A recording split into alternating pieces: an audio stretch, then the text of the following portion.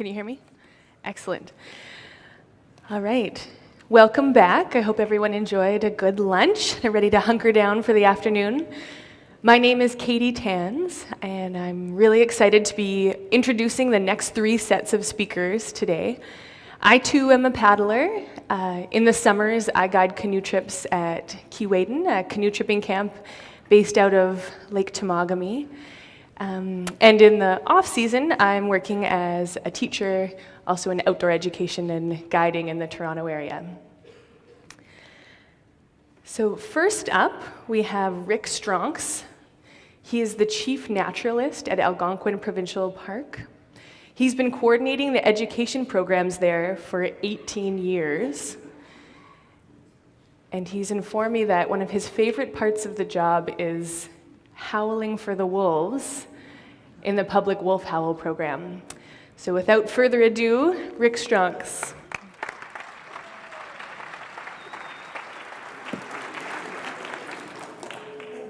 Thank you. I'm very honored to be asked to speak here, and I'm actually very excited to actually have arrived.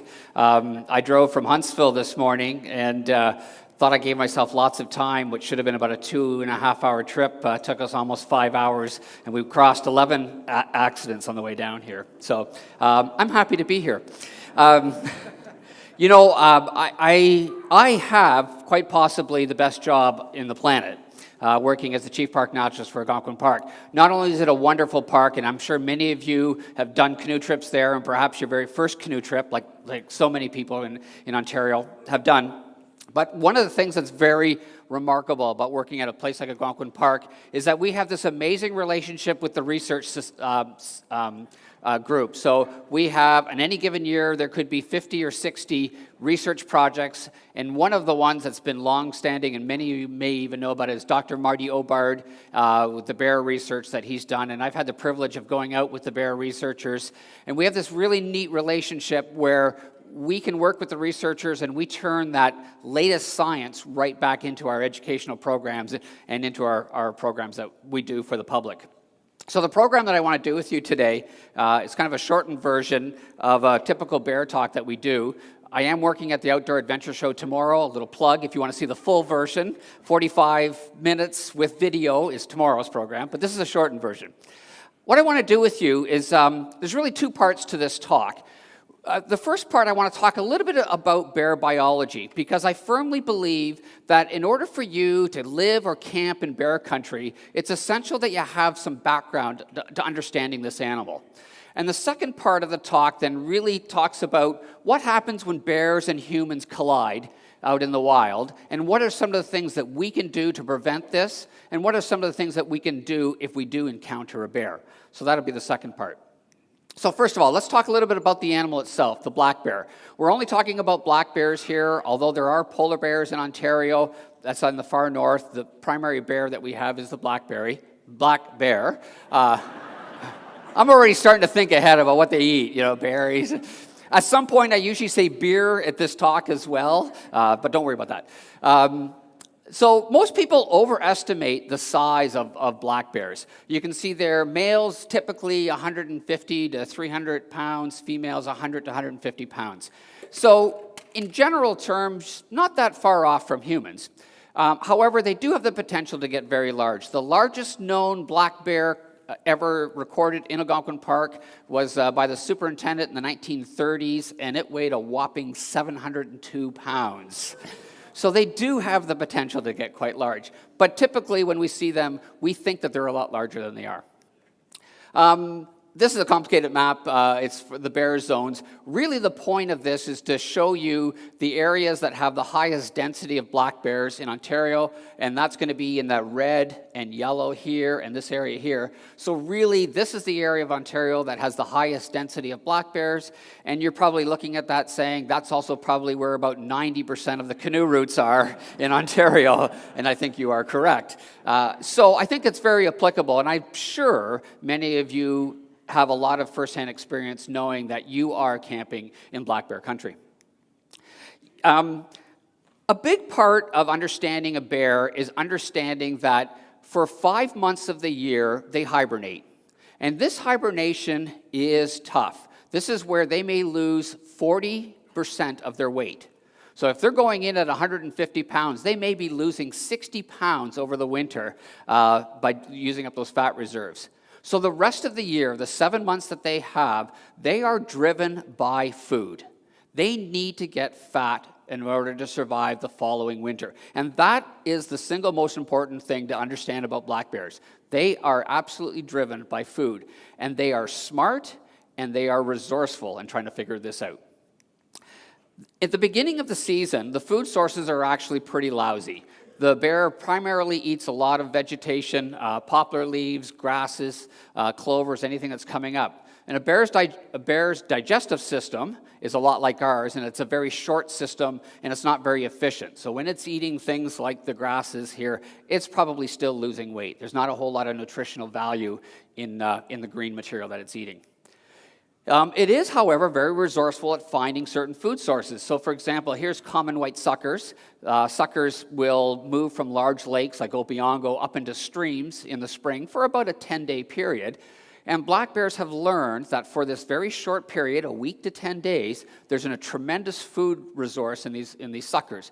And many different bears from large areas will move over to that area and find those sucker streams. So they have this ability to learn a food resource, and they will also learn when food resources dry up, whatever. But they have that ability to figure out, and they pass that information on. There are a lot of other food sources, like things like moose and deer. And the truth is, black bears are pretty lousy predators. They are not very good at taking down an adult deer or moose. But calves or fawns are certainly very vulnerable. One of the reasons that moose will often swim out to an island or go to a peninsula to give birth is to get away from predators like wolves and bears. So for a short period of time, those are potential food items, the small moose calves. However, the primary food sources really start coming in the summer and the fall, and most of these are things that we kind of think of, with bears, associating with them with the fruits and nuts. So things like raspberries, blueberries, pin cherries, depending on where you are critical food sources. So it's in the summer that they're starting now to put on some weight. But by far, and especially in central Ontario, the two most important food crops that we have in Ontario are beech nuts and acorns. And both of those are fall crops. So the period of the fall is the primary. And beech nuts especially. And this is one that very concerns us because many of you probably know that beech trees are in serious decline in Ontario. This is a major food source for black bears. If beech trees die, which it certainly looks like every indication that they will die, that's going to be a major gap in the food for black bears. So although these nuts can be found on the ground, primarily they are up in the tops of trees, and black bears have an incredible ability to climb trees looking for food sources. This is a very important slide to remember, especially when we start talking about, if you do encounter a bear, what should you do? Should you climb a tree? I would suggest to you that most bears are better climbers than you are. They are remarkable. And this is probably a 250-pound bear that's completely at ease up in a tree. And I do have some video footage that you could see tomorrow. To give you a sense of how important beech nuts are, we had a bear a few years ago that was a bit trap happy. It got into the traps numerous times. The first time this young female was caught was May 16th in 2006, and I'm going to use pounds. She weighed 90 pounds, so she was a young female, second-year-old. And 2 weeks later, caught her, and she was 94 pounds, so put on 4 pounds in 2 weeks. The next time we caught her was about a month later in July, and she weighed 109, so she put on about 15 pounds in 30 days, so half a pound a day. And the next time we caught her was when she was in her den, and at that point, she weighed a whopping 220 pounds. Given that she was already in the den for a while, she probably crawled into the den at 250 pounds. She went from 100 pounds in the summer to 250 pounds. That was the year of one of the best beech nut crops we had ever seen. And they probably loaded up. There's an estimate that they can put on 2 pounds of fat a day by eating beech nuts. Incredibly important food resource. The other thing that was quite remarkable about her is that she gave birth to 4 cubs. 2 is normal, 3 is unusual, 4 is almost never heard of. So that, again, it's an indication of how healthy she was. The other interesting thing about black bear behavior is that the female will take her cubs. They're born in January. She spends the entire first year with those cubs. So she teaches them all the food sources all during the spring, the summer, the fall. They all crawl into the den together the second winter. They emerge the following spring, and when she mates again in June is when she kicks out those bears. 2 important parts of that story. First of all, she's teaching all those young bears where the food resources are. And the second thing that's really important is all these 2-year-old bears, which really consider them teenagers, all those teenagers are getting kicked out of the house at a 2-year-old, and those are often the bears that we hear about getting into trouble in towns and in campgrounds, because it's the first time they're kicked away, and they're still trying to figure out exactly how to go about making a living without mom being there. So, what happens when bears get habituated? Okay. I got a confession here. I have no idea where this picture came from. And I certainly hope there's not somebody out there who's worried about copyright and whatever, because somebody sent this to me. It probably was on the internet. I don't even know if it's real. I doubt it. But it makes the point, is that naturally, black bears are afraid of humans. And that's a really good thing. But they can become habituated. They can lose their fear of humans and start hanging around us in campgrounds, around our homes, when we're in the backcountry. So what do? Well, in campgrounds, one of the things that we've been experimenting with is something called negative conditioning. And the idea here is we're trying to give the bear a negative experience when he's behaving badly. So, for example, in a campground. So we might hit it with bear spray, we might hit it with rubber bullets or bean bags, but actually the method we've gone to more and more is just paintball guns. It gives it a nice little whack. It doesn't hurt it, and we can actually tell that we've already hit it once. And the idea is to give this a negative experience. We've had a little bit of success with it, but not a whole lot. The traditional method of dealing with a bear that has lost its fear and is in an area is that we capture it in a trap and we move it 100 kilometers away or whatever we can. And within a couple of days, it's usually right back again. About 50% of the bears that we would move like this are just right back again in a couple of days. And so it's not an ideal way to manage. Managing the bear behavior has not been very successful. So one of the things that we have been incredibly successful with over the years is managing the human behavior. And so we've come up with something that we call the 3 bear rules. And everybody should know this. Never feed or approach a bear. That's number 1. It seems pretty obvious. But it's surprising when you look back at some of the pictures that we have in our slide collection. This is actually from Banff National Park. It's an older picture. Here's one from Algonquin Park, probably late 60s, early 70s, based on the cars. And this is great. There's a video camera here, and there's a child in the back seat there. I have heard stories of parents putting peanut butter on their kids' hands to get good pictures. So, unbelievable. Fortunately, we don't see this behavior anymore, but there are still people who think it's okay to feed wildlife. And there are some areas up in the Muskokas where we've had, the municipalities have had to put some stricter rules into it because there are people who think it's still okay to feed wildlife, including bears. The second bear rule is keep a clean campsite or home. Seems pretty obvious, but camping is actually a very messy business. And so bears are driven by their food. They have an incredible sense of smell. Our food tends to be fatty, and so if you leave this mess around on the table, they can smell it and they can be attracted to it. And even if you're not the one that's leaving it, you don't know who's left stuff before. And bears learn food sources, and so they may be on your site because somebody else was a messy camper. So it's very important to keep a clean campsite. We are becoming more and more serious about enforcing the rules of having a clean campsite. If you leave stuff around your campsite, you may get a sticker put on it, which basically says, if you don't clean it up, we can seize the item, or you could be fined or even kicked out. If you camp in national parks out in Western Canada and United States, they are a lot more serious about evicting people for bad behavior. This is one of my favorite cartoons. Park rangers caught a camper leaving his garbage lying around for the 3rd time. So they tranquilized them and relocated them back to the city. I think that's a really good idea. The third bear rule is store your food in a safe location. For you, as backcountry campers, this is probably your biggest nightmare.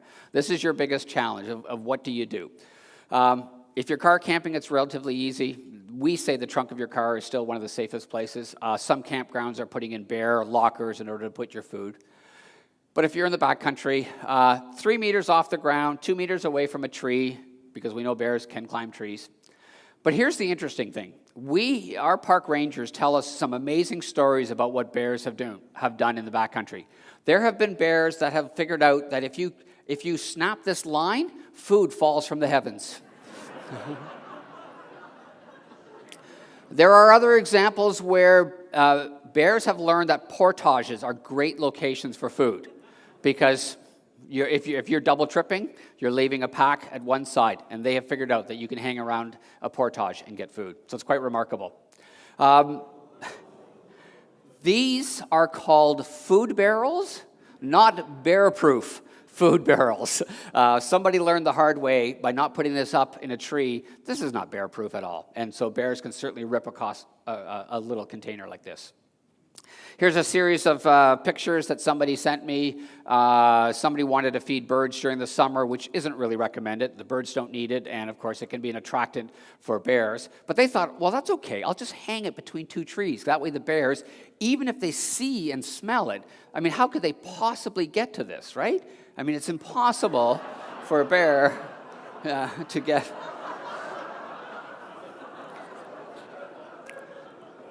So good luck hanging your packs in the trees. Those are the three bear rules. You know, when I do this talk, I love to be able to say, let's end the talk right here, because I think they're amazing animals, and we'll just leave it at that. But really, what so many people really want to know in a bear program, what do you do if you do encounter a bear? And so I'm just going to close the talk here with talking a little bit about human-bear encounters. And as I said at the beginning, fortunately, bears are naturally afraid of humans. And that's a really, really good thing, because there's a lot of bears out there, and they are really powerful animals. The biggest thing that we talk about is stay calm and assess the situation. And it's easy to say, but it's not always easy to do. There are basically 4 types of encounters that you will likely see if you're out traveling. The first one is you might see a fleeing or curious bear. This is a bear that you're walking along a trail, and a bear's up ahead of you, and all of a sudden you just see the back end of it, and it's running away from you. You might be out in a blueberry field picking berries, and a bear looks up at you and then takes off. It's curious. There's really no danger of you. It's not interested in you as a food source. So your reaction, just enjoy it. You got to see a black bear, not a big deal. The second one are these bears that we call habituated or food conditions. This is the bear that's hanging around a campground. It might be hanging around your home. You might be in the backcountry, and it's on a portage, or it's around your backcountry site, and that you're seeing it. It may have lost its fear of humans, but you don't really know. So the advice that we give is stay calm and back away. Any predator, any animal, has a tolerance to how close you are to it. So don't approach it. Give it an opportunity to get away if that's what it needs. So if you do happen to stumble across one, make sure that you stay together as a group and give it a chance to move away. Aggression may work. The reason I say that is because a lot of the literature, especially in Western Canada, talks about throwing rocks and beating pans and making all sorts of noise. If that's the first time the bear has seen a human in a while, it may work. But if it's truly food conditioned, it doesn't matter how much you throw rocks at it. It's just not gonna. It doesn't care. It just doesn't work. Leave the area and then remove whatever you may have left that's attracted the bear. Some defensive bears or habituated bears will become defensive. The good thing about a defensive bear is it almost always gives you warning signs, and there are a number of different signs that it gives. It's jaw popping. It does this I'm not sure if I'll be able to do this with this mic. It's just snapping its jaw, and you can hear that. It's a popping sound. It may do this snorting, it'll swat its paw down on the ground. And the ultimate defensive behavior that it'll do is something called a bluff charge, where it runs up and it puts two paws right in front of you on the ground and pounds the ground. Doesn't make contact with you, but it's going to scare you. But it's a defensive warning. It's saying, you're too close to me for whatever reason. It's defending something, either a food source or perhaps young. So what do you do in a situation like that? Stay together again. The reason to stay together is very interesting. If you look at all of the most serious encounters in North America, and there's been about 100 or so in the last 100 years, all of the serious ones have involved one or two people. As soon as you get groups of larger than two or three or more, there's almost no serious encounters. So a group of people is a very good idea. Don't split up and run in different directions. Back away. Don't run, actually. Don't run is very important. Any predator is triggered by fast movement. The easiest way to demonstrate this is if you have a cat, which is domesticated. If you have a cat and have a laser pointer and do this on the ground, what does it do? All right, it chases it like crazy. It's just this built-in mechanism must chase that. And that's what a bear would do as well if you run. Use a whistle or bear spray. A whistle is just a loud noise that just sometimes startles a bear out of whatever it's thinking it's doing. And bear spray ultimately is, if a bear is very close, within sort of 10 feet or so, pepper spray into the nose and into the eyes as an irritant. The most serious encounter is the predatory. It's also, fortunately, the most rare thing that can happen. We only have a handful in North America, but we've had 2 in Algonquin Park, so it is real. And the most important thing I can say to you is fight back. There's, again, conflicting literature about playing dead. Fight back. Fight back is the most important thing you do, but it's incredibly rare. You know, I think black bears are one of the most amazing animals. They have this incredible life history. In order to survive in an area where there's no food for 5 months, they have the ability to find enough food, get fat, and raise the young.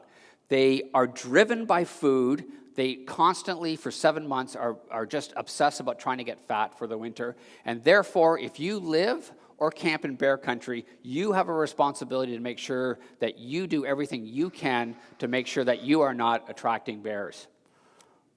Thank you very much.